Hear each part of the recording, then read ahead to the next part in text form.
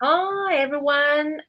It's 1 o'clock, not 1 o'clock, but 1:30, 1:30 on Friday again. So here we are. I'm with Steve, and we are here to record our weekly English podcast episode. 語分嚟學英語. And today in our podcast episode, we're going to talk about a pretty boring, like seemingly boring topic. It's about education. So if you're interested in listening to us record the podcast live, please come in, get a cup of tea, have a sip, and just listen to us, listen to this conversation. I'm sure it's going to get very interesting because we're going to talk about how different the Western and the Asian education systems are. And we're going to talk about our favorite teachers. So, a lot of juicy stories today. We're going to talk about how Hong Kong special schools are like because Steve has been to one of these schools. I haven't been. So, it's going to be quite interesting. If you're interested in that, stay and yeah. So the first thing that we're going to talk about is, well, the broad topic, the overarching topic for today's conversation is education, right? And the first thing that comes to mind is class size, as we mentioned in our discussion before the recording starts, right? So how do you find the US, like you have been to the US you had been to the US for a long time and you studied that for a long time, Steve. So how did you find the class sizes in the US to be different from those in Hong Kong, Steve? So I remember when I was in high school, uh, was I went to King's College for like an inter school exchange between Hong Kong school and King's College, and I remember like the class size was bigger than mine. It was 45, I think 40, almost 40 to 45 students. And then when I went to America, when I remember my high school was around 20 to 25 people. So it's very interesting. So in the U.S., high school is set up more almost like a college. So it's set up like a class. So you go to this class in the morning, and then you go to a different class. So you will have a almost complete different set of classmates. But in Hong Kong is basically that year, the whole year, you will have the same classmate, basically, right? Yeah. So it was a shock for me when I first went to the U.S. So basically you are saying that in the US it's 20 people a class, is that right? 25, I would say 20 to 30, 20 to 30. And do the Depends. members of the class actually change as you like during the Yes, week? it's exactly like colleges. So in the morning, like 9 a.m. or let's say 8:30 a.m. Um, to 8:45, I will have history class or something, right? So that would be a set of classmates, and then from 8:50 to 9, let's say 9:30, I'll go to another class, a math class with a complete different group of classmates. So it was a big shock for me. It's so different. It's almost like pre-college. How old were you then? 17. 17. Okay. Yeah. So I think when I was 17, to be fair, when I was in one of the secondary schools in Hong Kong, 佢哋叫 secondary schools like 中學, like and it's 高中, right? So it's high school in the US. Um, I was in different groups as well because some of us took biology. I did take biology, and the biology group is actually different from the chemistry group, and the Oh, chemistry that's interesting. actually different from the physics group.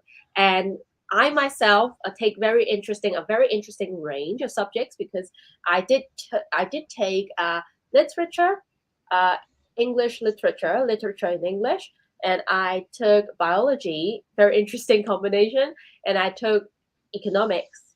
And when I took a range of subjects like this, it's no longer 文科 or 理科. Like it's not restricted to the science subjects or the art subject. So I wasn't in a particular stream. and I did take lessons with different like students in different subjects.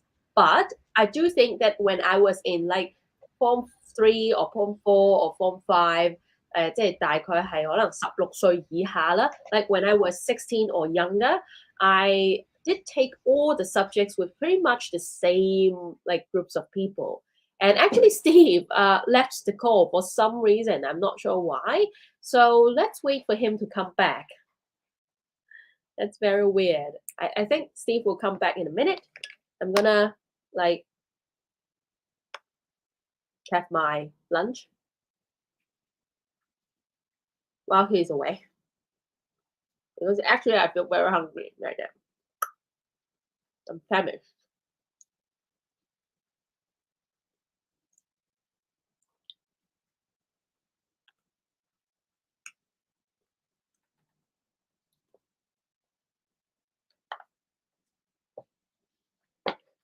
Okay. Sorry. 斷咗咗。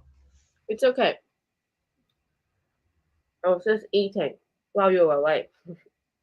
Okay. 係咪斷咗㗎成個 live stream？ Yep. No. Oh, sorry.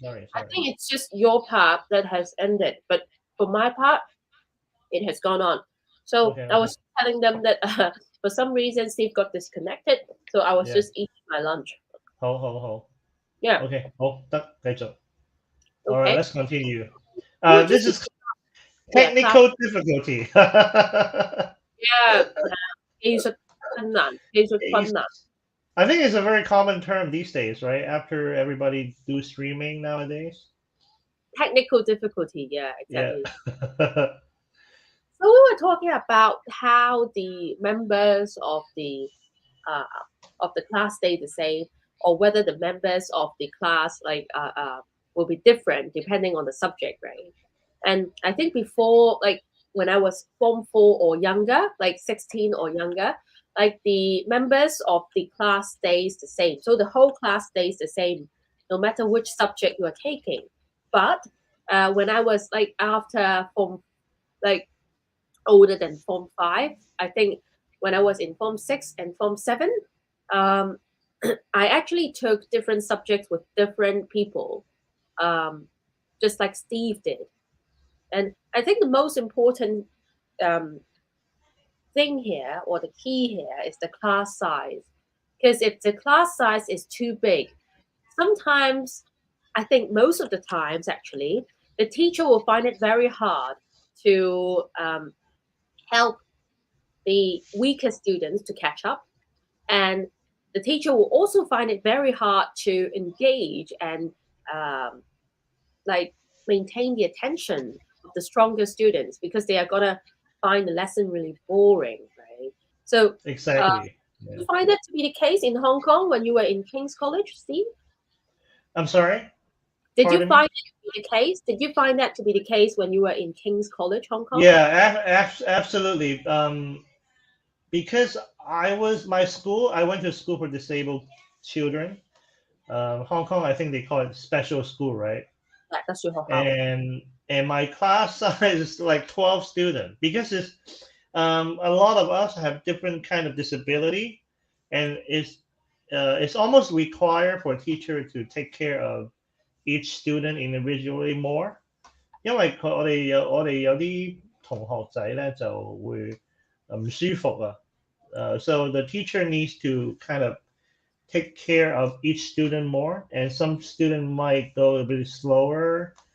But overall, my class was kind of like got people like me, like we have no difficulty learning, other than being lazy. And then I went to King's College. That class, they have 45 people. It was a big shock to me. And I remember there was like a history class or a Chinese class that day. There's a teacher asked the student, "Hey, did anybody not doing their homework?" And there are like 3 or 4 of them not finishing their homework. And I was like, how do you catch up? There's no way you can catch up with these kids. With 40 people or 40 or 45. if 2 or 3 or 4 or 5 missing the homework, there's no way these people are going to catch up at all, right? So how many years did you study in a special school in Hong Kong? And like when you were in King's College, you were there on an exchange basis. Was that right? Yeah, yeah, So yeah. like a day of study at like King's College, how was it like? So what's the time period like, or what's the time duration I think like? in high school, like Form 3, Form 2 or Form 3. And remember, oh, I think it's Form 3 or a little bit higher, Form 3 or Form 4, because they Study start for doing the. King's I'm College. sorry? So did you study for a year at King's College then? No, no, no. It's just a day for exchange. It's like an exchange experience. So Um, how many years did you study in a special school then? almost up to Form 4. So Almost from what form to form four? from like primary 1 to Form 4. That's a So long time. uh like almost 10 years then. Yeah, yeah, yeah. And I Okay. remember in King's College, the teacher would have like a lot of questions for like from the exam. 會考啊，當年我係會考，會考英文我唔係好記得係咩啦。Do you remember 會考? HKCEE. Yeah, yeah. And then now is HK DSC or something. I'm sorry? HKPSE. Yeah, DSE. So in Form 4, the teacher keep writing the exam questions, and then she had like an answer. And I remember the student weren't even asking questions. There's almost zero class participation. Like zero, almost zero. I'm like, what the how do you learn? Like Okay. like the So whole education system is no the whole education the purpose of that class is to prepare for the exam. do you And think you don't need to learn anything. I'm sorry? do you think class size have to do with do you think the big class size have to do with the low rate of like asking questions? Do you think like people refrain from asking questions? That's a nice phrase. I Refrain think from asking questions because yeah. the size of the class is big. I think the funny thing is the teacher will let student ask question, but if people ask too much questions, Too too many. many too many questions, they will run out of time. And I remember 1 or 2 classes they actually ran out of time of Yeah. the original material the teacher prepared for. So it's almost like a lose-lose situation, a lose-lose situation for the teacher, for the student, for our society. But it's, one it's can it's almost almost like a shock. It's almost very shocking to me because I've never really experienced things like that. I've heard about it. I've heard about it, but not. I haven't really experienced it like that. firsthand. Yeah. And I think one can almost say for 100% certainty that big class size is almost never a good thing. Almost never a good thing. It's just for the sake of saving on economic resources, and it's just for saving money, like for the education system. It's never a good thing for big number of people to be in a class because like they don't get enough time to ask questions. They don't get enough time to talk things through. They don't get enough time to discuss. So the interactiveness in the class is actually very low. And when like students don't get to discuss what they have learned, they can hardly take it in, don't you think? Yeah, I think really the result shows is that in Asia, our people in general, like our society, most people are very good at memorization, and we are very good at following orders. Um, and but the thing is, if we ask people, "Hey, what does that mean?" People really don't. really dig into the why. I think that is like a big difference because in America, let's say, or in Europe, a lot of people will ask why more. Why do you want me to do that? Like for example, wear a mask. People will keep asking why. If you want to, if the government tell you have to get the vaccine, people keep asking why. But in our society, we're more like, oh, okay, I guess, yeah, it's good for us. The government said so, or something like that, or the expert said so. Yeah. So there's like clear difference. One can say that Asian societies are often more like authoritarian. I wouldn't say authoritarian, but like we tend to worship authoritative figures, and we tend to worship authority in the sense that we listen to them and we just obey. Like we tend to just obey, and we tend not to question. I think it's safe to say that there's a stronger focus to obey and comply with rules in Asian societies, whereas in Western societies, as you said, there's a stronger focus on why, and there's a stronger focus on questioning, like traditions and conventions and how to do things. And there's even a business book, a very famous business book from the US by a US author called Start With Why. It's a very famous business book. It's by Simon Sinek. If you're interested, please check out. Oh, I love him. I love him. Like Start With Why. I think it's a very good book. But yeah, have you read that book before? I haven't read his book, but I watched a lot of his talks. Yeah. I think they're pretty good.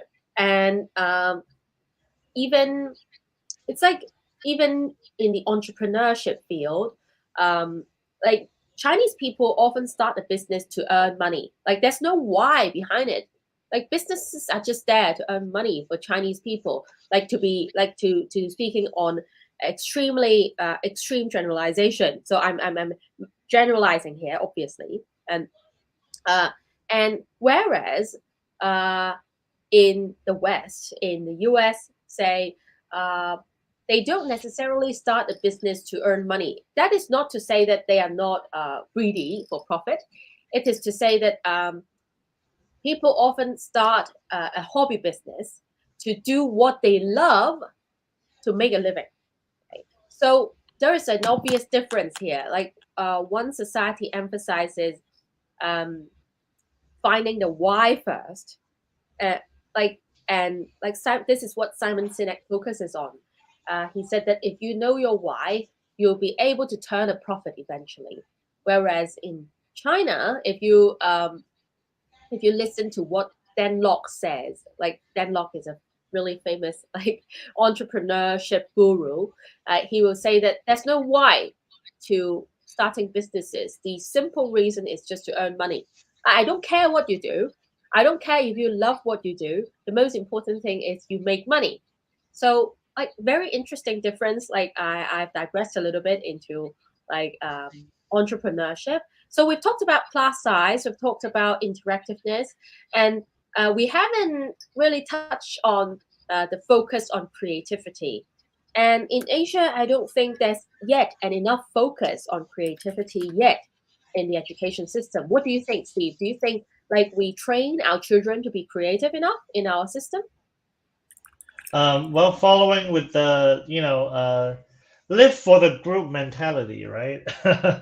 Live for the group instead of living for yourself mentality. I think, of course, it will hurt creativity, but the interesting thing is technology have brought or given a lot of chance for people like you, people like me, that we can create our own thing on the internet. And there's always a need for everybody, right? And I think creativity is the very important thing about creativity is to create something for almost everybody. For example, who would have thought that, have you heard of a story from a company called 3M? 3M 有聽過嗰個好 I 出 have 名。 heard of that. So And yeah, what's about? so one of the product was they have a two team or many team to invent glue, to invent like the best glue in the world. So there was one team that they invented a glue that doesn't really stick on the wall, and everybody in the company laugh at them. And Yeah, guess what? That glue has become one of the most popular glue in the yeah, world. What do you call that paper that stick on the yeah. on your wall or your Okay. screen? Post-it note. Yeah, exactly. So that's what creativity means, or what's the strength of creativity is you give a chance to different kind of thoughts. Um, not every thought is gonna work in it, in the long run. But if you have 100 thoughts, different kind of thoughts, school of thoughts, let's say, instead of one school of thought, and you that one thing might not work at the time, but it will work in the future. 因為你俾多啲自己，其實一個社會要多啲機會，you give your society more chance to make something new, and 即係好似其實好似it's almost like gambling in a way，Yeah. 好似玩骰仔咁，但係你個 gamble 係你如果多啲，你有多啲選擇，if you have more choice, that means you have more products or more idea for your society to thrive in the future。即 I 係其 think 實 it's 係，我覺得 creativity 有少少係咁嘅，即係that's the strength of having a more creative society。yeah. As you have said, like creativity is about being willing to engage in trial and error.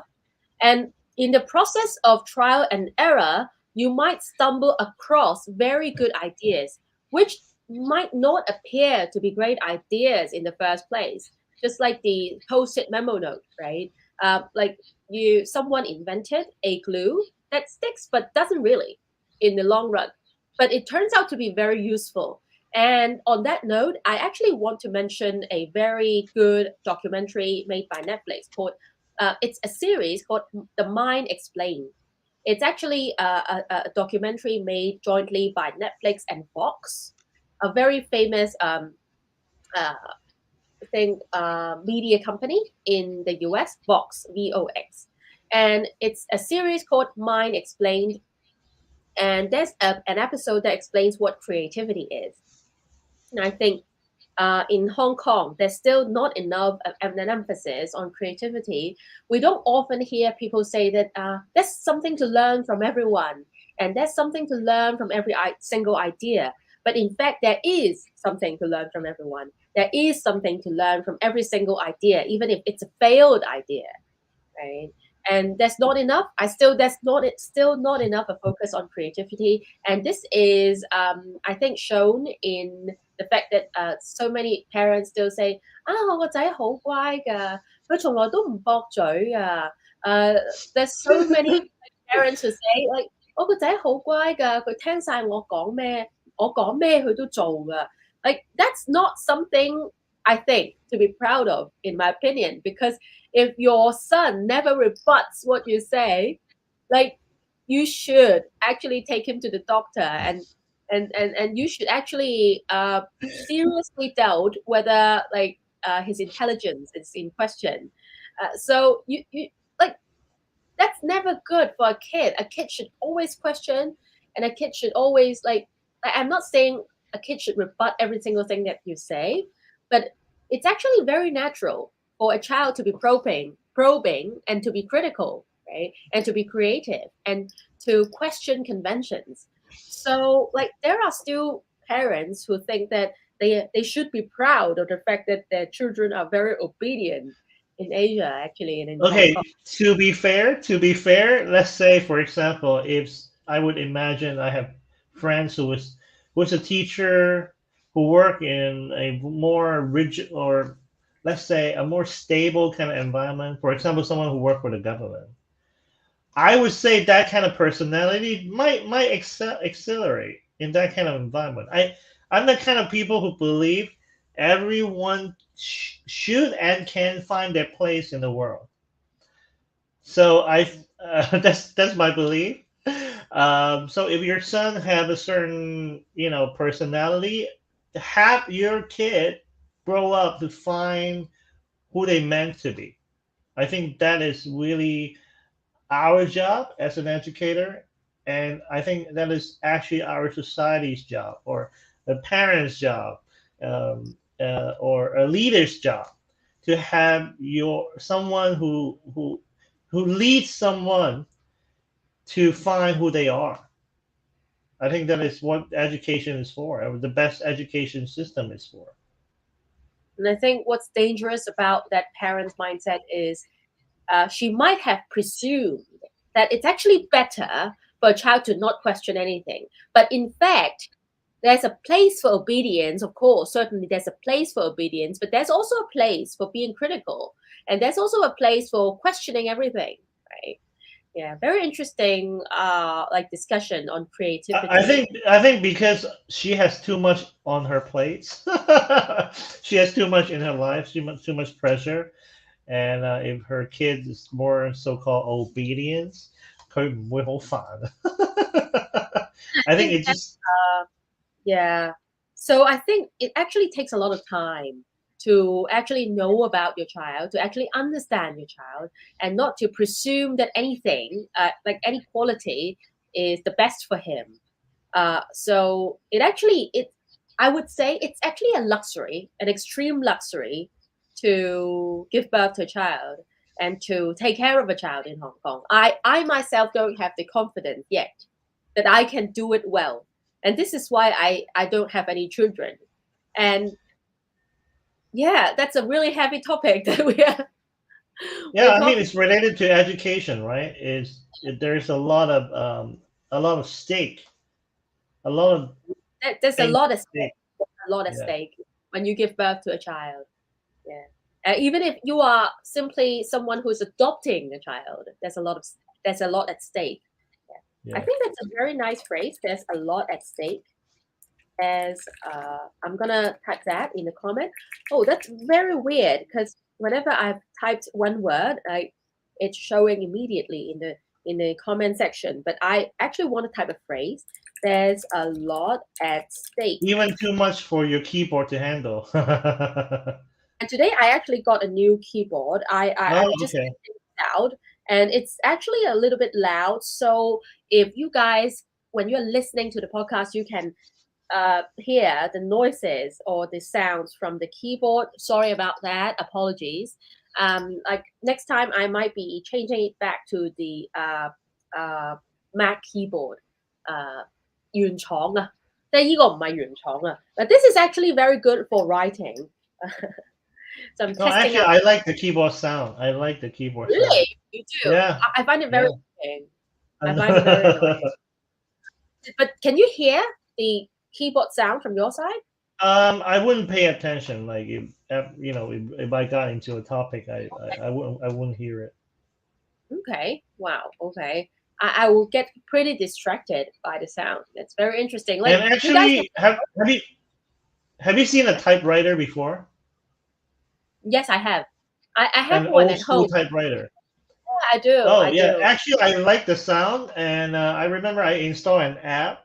When I type on my phone, it will have like an old school keyboard sound. I think it's interesting. It's like you feel like, oh wow, I'm typing.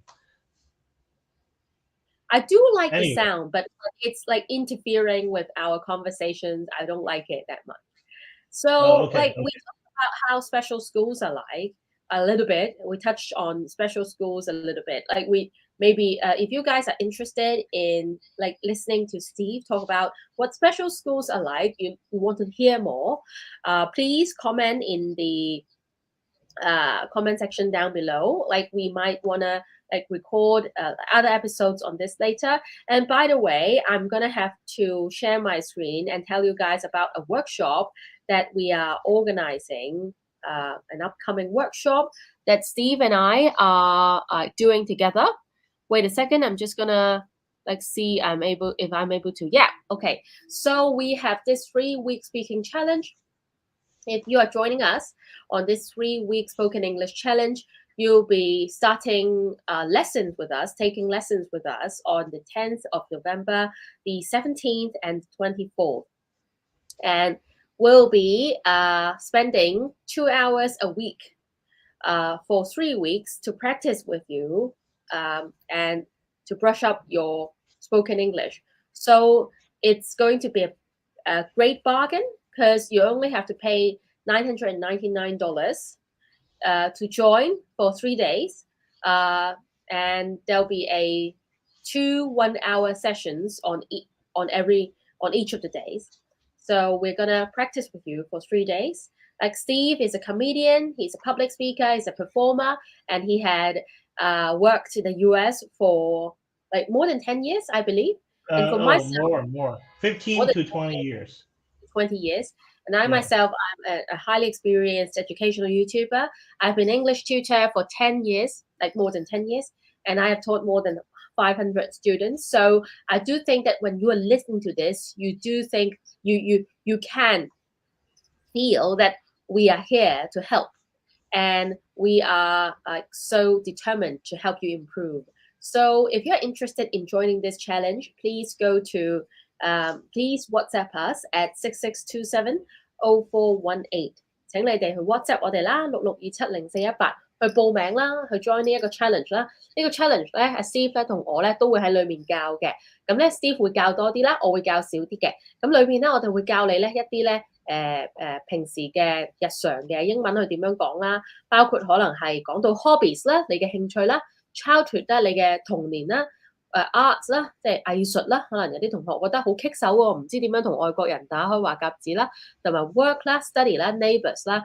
So if you're interested in improving your spoken English with us, if you're interested in practicing, because there's not much opportunity to practice in your everyday life, like everyone, you might be surrounded by Chinese-speaking people, and you might not have the opportunity to practice English. This is the chance. This is it. So please join us. 6627041. Yeah, it's going to be very useful, and we are also going to send you the notes. It's going to take place on Zoom, so you can basically, with an internet connection, take a lesson anywhere you like. Okay? So even if you are in the US, even if you are in Canada, even if you are currently based in Australia or the UK, you are most welcome to join us, because I think it's going to be very, very useful, and it's going to be very beneficial for your English speaking skills. So yeah, anything to add about the workshop, Steve? Basically, 你諗下同鬼佬講嘢咧 I have a lot of friends who wants to learn English, but when they face a foreign, let's say an English speaker, they would get really like, oh my God, I'm scared, and then they start to sweat 流汗. So we are here to tell you it's okay. Don't worry about it. This is a correct way to say this in a very simple way. And I think it's way better than the kind of Hong Kong school education that we were talking about. Oh, you write down a question and you answer. That's it. We give you way more than that. Yeah. And after you've joined the challenge, there are actually students in the last batch of students. One of them actually joined this challenge for the second time, which shows how useful it is for them. And like not only do we send you notes, you can see from the notes that speaking English fluently can actually be very simple, as long as you prepare yourself. Because there are so many topics, not many, but there are a few topics that Guailos, when they speak, they touch on. Like native speakers, when they speak, they touch on. And as long as you prepare yourself properly, for example, you prepare how to introduce yourself, you are prepared to talk about your hobbies. If you are prepared about all these things, you won't sweat that much when you actually bump into a Guailo in Hong Kong. 唔使太擔心嘅，因為咧你可以準備啊嘛。呢啲 topic 你準備咗咧，到時咧你就唔會口窒窒又好驚啊。And I think that's the worst feeling that you can have when you're learning a language，即係口窒窒啊， or maybe when you are not necessarily talking to a guilo, right? When I call the customer service hotline of a credit card, sometimes I call the English hotline instead, so that like the line is shorter in Hong Kong, and I talk to the English speaking customer service, and I get what I want more quickly. And but when you are on the phone with someone who's English speaking, you can easily get really nervous when you are not prepared. Right? I think being nervous and being fearful and the risk of potentially getting embarrassed is actually one of the worst feelings when you're learning a language. So we are here to help. We are here to help remove that feeling, to relieve that feeling, so that you can learn the language and you can improve in a happier way. Yeah. So we want you to be able to learn in a happy way, not in a miserable way. Right? See? So moving on, let's spend the last 10 minutes talking about our favorite teachers, shall we, Steve? Yeah. Yeah. Okay. So do you remember your favorite teacher? What your favorite teacher was like? I remember it was my art teacher because he gave us. It's kind of like related to what we talk about. Being creative, it really means, oh, you don't have one answer for everything. For example, he told us to make to draw, right? In Hong Kong, you will, oh, let's draw a few objects that the objects, for example, like a cup, a ball, or a chopstick, or a pencil, right? You draw them and make them look like a pencil. But my teacher's like, oh, you can draw whatever you want. You can look at the pencil and you don't have to draw the pencil. It's like, wow, nobody thought of it. And I think I really love this kind of mindset. It's like, oh, I don't have to follow something just because you told me so, or because I have to.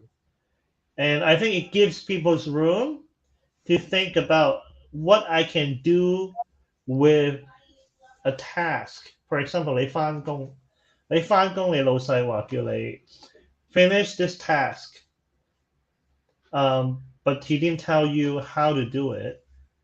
And then a lot of people who are not very creative, we whole panic. Oh my God, what 點辦啊, right? It's like you for example, convince a customer to buy a certain package that you have, and the boss don't tell you what to do. What are you gonna do, right? At some point in your life, you have to figure it out. 英文叫 figure it out，即係你諗下啦。咁我覺 Yeah. 得即係so I think is this is what creativeness is you have an objective. You have to sell this package to these customers. How they never tell you. Sometimes you work at work, like either the boss is very busy or the boss is just not, he doesn't really care. And then you have to come up with a solution, right? What will you do? So this is what I learned from that teacher. So basically, what you're saying is that teacher inspired you about what creativity then. Yeah, what creativity means, the importance of it. So, the importance. What I'm very curious about was what did you do instead? Instead of drawing the cup, what did you do instead during the lesson? So let's say, for example, I want to create a story. What's the relationship between those cups and pencils, right? So that is a way, for example, like related to when you grow older, how do you sell a car? For example, I have a friend he's trying to sell a car. You talk to the customer instead of like memorizing. Okay, the first thing I need to say is how are you? You learn how to listen to your customer, or you learn what your customer wants or need, and then each customer is different, right? For example, My friend works in a car dealership in America, and the part of America there are different kind of people. Like 如果你個 customer 有一日係印度人，有一日係香港人，有一日係可能美國人。Okay, so what do you do, right? Every one of them have like a different, like they want this because of slightly different reason, right? So you need to come up with how, like right away. So at the end of the day, it's about understanding why you need to draw the pencil, like back to the school, right? But how you get there, you make up a reason. That's what I learned. Very interesting. And there are so many interesting stories about teachers. And like people often ask me, who are the teachers and what were they like?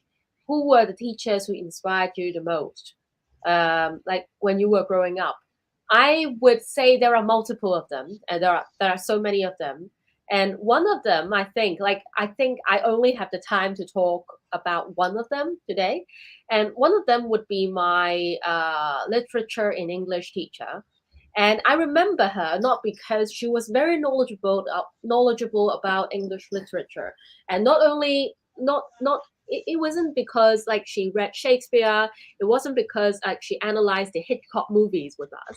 Like we watched the Hitchcock movies when we were in high school, and when we were in secondary school or high school, no matter what you call them.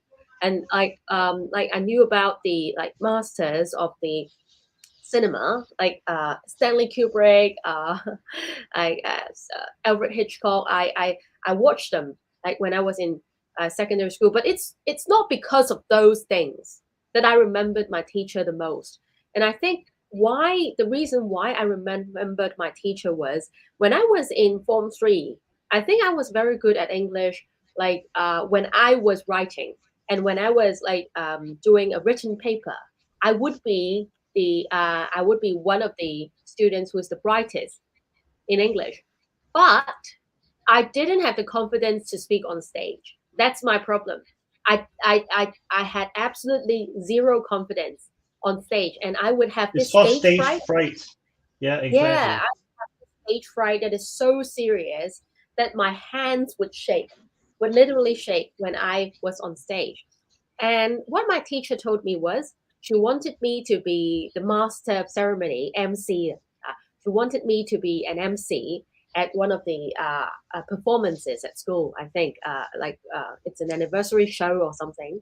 And she wanted me to be one of the MCs who would be Wow. responsible for introducing guests, who would be like responsible for like writing an MC speech and stuff like that, and introducing the headmasters, the headmaster who's going to deliver a speech. And I was so afraid and I was so nervous. I panicked a lot because I said to her, I can't do it because I'm good at writing, but I'm not good at speaking and I'm not good on stage. But she was the one who had the faith in me to give me the job. And she trained me for like 2 or 3 months straight to help me overcome my stage fright. And I was so grateful, and I still am so grateful about how much of a faith she had in me. Yeah, and I couldn't believe how much of a faith she had in me because like I really didn't have the confidence to speak well on stage.